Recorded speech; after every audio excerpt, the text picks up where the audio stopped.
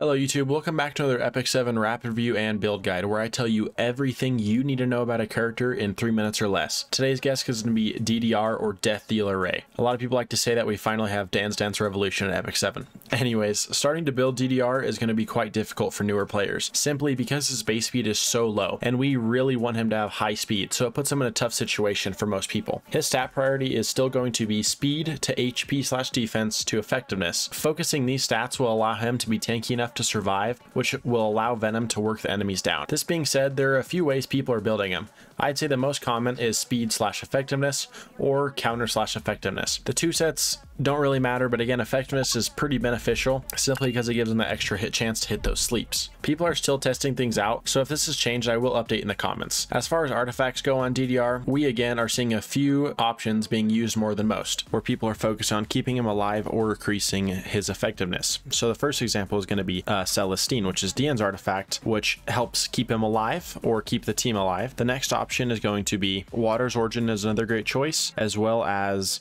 Sharoon's artifact, the Sacred Tree Branch, which increases his effectiveness and a friendly teammate's combat readiness.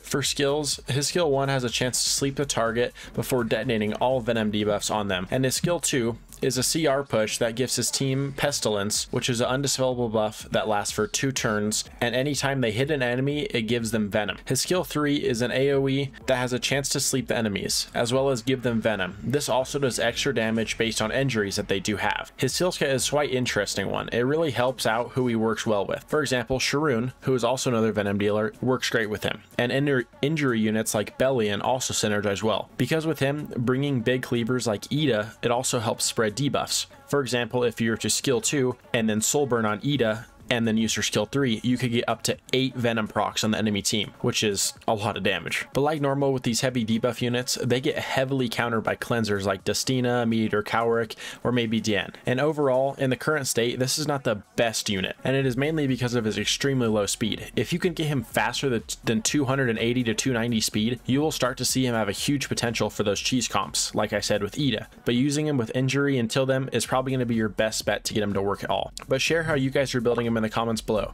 And if you guys did enjoy this video, please make sure to like, comment, and subscribe, and we'll see you later. Peace.